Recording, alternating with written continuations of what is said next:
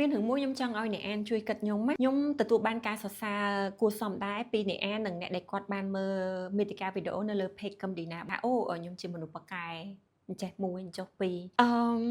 pe clap bị sọ xa biết vơ ao dương sờ bài chất bàn tay pe clap bị cứ chỉ sầm biệt bàn tay nơi pe đã dương score luôn anh bác bị sọ xa cái đấy bị bong ập cái đấy we have also mean a tipo lơ dương bàn tay chỉ thò một chuyện ở bong mình nơi pe đã kê sọ xa dương tay tay sờ bài chất cứ chỉ đường thò mà đà nhung còn chẳng đài còn tật tha nhung ọt ao luôn anh sờ bài hú hát rồi hốt đo plik luôn cao chỉ ẩm nút rồi còn mean ego bùa bàn tay rước để nhung trong ao nè an chui cật nhung nâng trẻ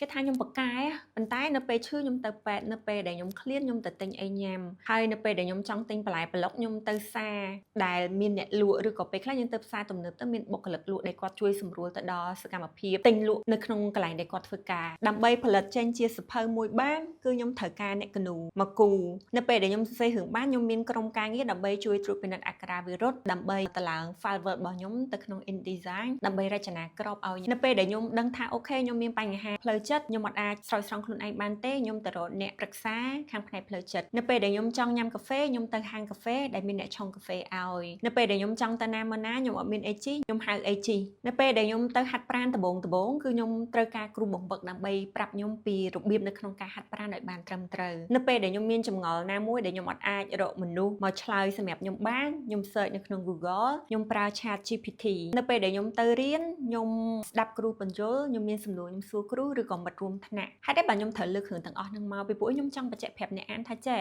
ខ្ញុំអត់បកកាយខ្លាំងដូចអ្វីដែលគេសរសើរដូចអ្វីដែលគេឃើញពីខ្ញុំទេហើយខ្ញុំចង់ឲ្យអ្នកអានរបស់ខ្ញុំឬក៏អ្នកដែលកំពុងតែទស្សនាវីដេអូនេះឃើញពីសារៈសំខាន់និងតម្លៃនៃការងាររបស់ខ្លួនឯងកុំឲ្យឃើញថាអូអ្នកនិពន្ធខ្ញុំបកកាយពេកលើកខ្ញុំទូលពេកខ្ញុំអត់ចង់បានអញ្ចឹងទេប៉ុន្តែខ្ញុំសារភាពហ្នឹងការពេលដែលខ្ញុំចូលនិពន្ធដំបូងឬក៏ពេលហ្នឹងខ្ញុំអត់ទាន់បានខ្លាចជាអ្នកនិពន្ធប៉ុន្តែខ្ញុំឃើញការងារជាអ្នកនិពន្ធគឺជាការងារមួយដែលអស្ចារ្យលើគេលើឯងហ្មងខ្ញុំគិតអញ្ចឹងការខ្ញុំនៅក្មេងចូលប្រឡូកនៅក្នុងវិស័យនិពន្ធដំបូងគឺគិតអញ្ចឹងមែនសារភាពហ្មងប៉ុន្តែនៅពេលដែលយើងជួបបញ្ហាកាន់តែច្រើនបទពិសោធន៍ជីវិតកាន់តែច្រើនអាការគិតរបស់យើងគិតបានទលាជាងមុនបានន័យថាយើងមានភាពចាស់ទុំច្រើននៅក្នុងខ្លួនណាធ្វើឲ្យខ្ញុំឃើញពីសារៈសំខាន់នៃការងារដទៃទៀតក្រៅពីការងារជាអ្នកនិពន្ធការងារនិពន្ធគឺជាផ្នែកមួយនៅក្នុងសង្គមរបស់យើងហើយការងារដែលមិត្តអ្នកអានឬក៏ប្រិយមិត្តកំពុងតែធ្វើក៏ជាផ្នែកមួយនៅក្នុងសង្គមរបស់យើងបានន័យថាយើងគឺជាកោសិកានៅក្នុងសង្គមនេះដែលអាជីពឬក៏ការងាររបស់យើងគឺបំពេញឲ្យគ្នាទៅវិញទៅមកបំពេញចំណុចខ្វះខាតរបស់គ្នាហើយជួយរុញសង្គមរបស់យើងឲ្យអាចអភិវឌ្ឍទៅមុខបានខ្ញុំមិនអាចទៅសរសើរអ្នកអានឬក៏ប្រិយមិត្តម្នាក់លក្ខណៈឯកជនបានទេព្រោះអីមានមនុស្សច្រើនប៉ុន្តែខ្ញុំសូមឆ្លៀតឱកាសយកវីដេអូនេះកោតសរសើរដោយអស់ពីចិត្តទៅលើកិច្ចការរបស់អ្នកទាំងអស់គ្នាយើងអត់បានធ្វើរឿងខុសច្បាប់ទេអញ្ចឹងយើងគួរមានមោទនភាពនឹងការងាររបស់យើងបើទោះបីជាមិត្តអ្នកអានឬក៏ប្រិយមិត្តអត់បានធ្វើ content បង្ហោះនៅលើ social media មិនមែនបានន័យថាមិត្តអ្នកអានឬក៏ប្រិយមិត្តជាមនុស្សអន់ទេប៉ុន្តែខ្ញុំធ្វើវីដេអូបង្ហោះដោយសារចំណូលចិត្តរបស់ខ្ញុំវាមកខាងហ្នឹងអញ្ចឹងវាធ្វើឲ្យខ្ញុំអាចត្រូវបានគេមើលឃើញច្រើនជាងប៉ុន្តែមែនតើមិនមែនបានន័យថាខ្ញុំបកកាយជាងគេអត់ទេក្នុងជីវិតពិតរបស់យើងម្នាក់យើងគឺជា hero ឬក៏ heroine នៅក្នុងជីវិតរបស់យើងវីរៈបុរសឬក៏វីរៈស្ត្រីនៅក្នុងជីវិតរបស់យើងផ្ទាល់ហើយខ្ញុំសូមអរគុណដែលសរសើរថាខ្ញុំបកកែប៉ុន្តែខ្ញុំពិតជាចង់ឲ្យមិត្តអ្នកអានរបស់ខ្ញុំហើយនឹងប្រិយមិត្តរបស់ខ្ញុំឃើញពីចំណុចខ្លាំងឃើញពីចំណុចបកកែរបស់ខ្លួនឯងកុំឲ្យឃើញខ្ញុំបកកែពេកហើយយកអានឹងទៅប្រទាបតម្លៃហើយនឹងសមត្ថភាពរបស់ខ្លួនឯងគិតថាអូខ្ញុំធ្វើការខាងកណន័យអូខ្ញុំធ្វើការជា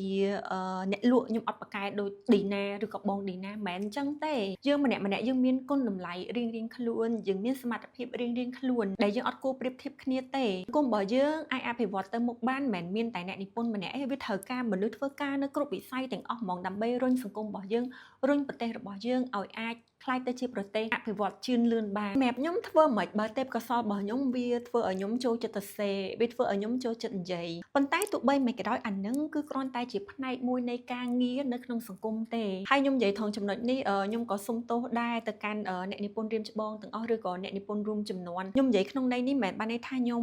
បន្ទាបការងារជាអ្នកនិពន្ធទេប៉ុន្តែនៅពេលដែលខ្ញុំចូលនៅក្នុងវិស័យនេះហើយវាធ្វើឲ្យខ្ញុំឃើញពីគុណតម្លៃនៃការងារផ្សេងដែលមិនមែនត្រឹមមាន មានតែការងារនិពន្ធមួយវាមានច្រើនមែនទែនសូម្បីតែអ្នកដែលធ្វើការនៅក្នុងវិស័យសិល្បៈអ្នកសម្ដែងអ្នកដឹកនាំអ្នករបាំក៏សុទ្ធតែមានចំណែកនៅក្នុងការងារជួយសង្គមរបស់យើងទាំងអស់និងការងារជាច្រើនទៀតដែលខ្ញុំអត់អាចរៀបរាប់អស់បានជាចុងក្រោយខ្ញុំសង្ឃឹមថាអ្នកទស្សនាវីដេអូនេះមើលឃើញពីតម្លៃនៃការងាររបស់ខ្លួនឯងឲ្យតម្លៃសមត្ថភាពរបស់ខ្លួនឯងយើងអាចឃើញអ្នកដទៃពូកែហើយយើងសរសើរក៏សរសើរចិត្តប៉ុន្តែសូមគុំ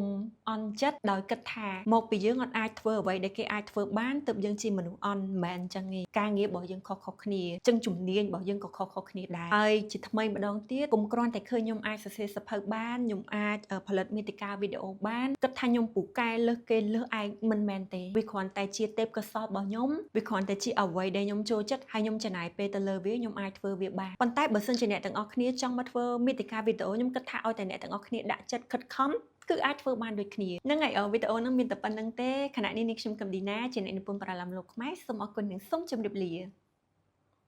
បាយបាយ